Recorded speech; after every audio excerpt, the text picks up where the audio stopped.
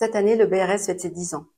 Le dispositif reposant sur un organisme de foncier solidaire et un bail réel solidaire permet aux ménages aux revenus modestes de devenir propriétaires dans des conditions financières avantageuses et sécurisées. À fin 2024, 3 700 logements ont été livrés en bail réel solidaire et plus de 20 000 sont prévus d'ici 2028. Ce succès est porté principalement par les organismes HLM qui se sont investis très tôt dans des territoires où l'immobilier est devenu inaccessible pour beaucoup. D'un point de vue juridique, ce dispositif s'apparente à une nouvelle méthode de démembrement de la propriété permettant aux ménages d'être titulaires de droits réels immobiliers sur le logement.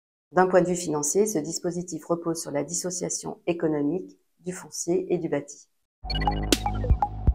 Tout d'abord, un organisme de foncier solidaire, agréé par l'État, achète un terrain et le conserve durablement. Il conclut un contrat avec un maître d'ouvrage, souvent un organisme HLM, qui construit des logements et les commercialise. Enfin, un ménage, sous réserve de répondre à des conditions de ressources et de patrimoine, devient propriétaire de droits réels immobiliers sur le logement via un bail de 18 à 99 ans conclu avec l'OFS. Pour cela, il mobilise un prêt bancaire et éventuellement un prêt à taux zéro en complément de son apport personnel. Dès son emménagement, le ménage verse chaque mois à l'organisme de foncier solidaire une redevance foncière modeste. Il faut noter deux innovations majeures. Le bail est renouvelé à chaque revente pour sa durée initiale et le prix de revente est encadré. Ces deux points fondent le caractère antispéculatif de ce dispositif qui garantit durablement l'accessibilité économique et sociale des logements produits en bail réel solidaire.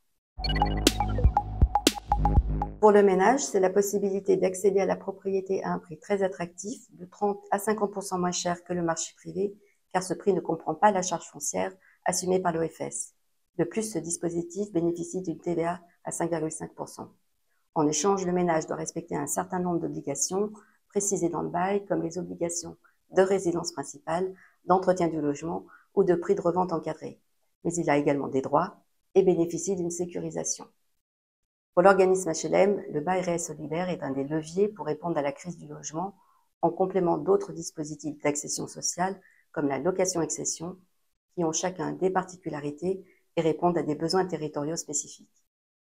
Enfin, pour la collectivité, c'est un outil antispéculatif qui maintient des logements durablement abordables dans le territoire et qui permet d'ancrer les aides publiques apportées au démarrage de l'opération.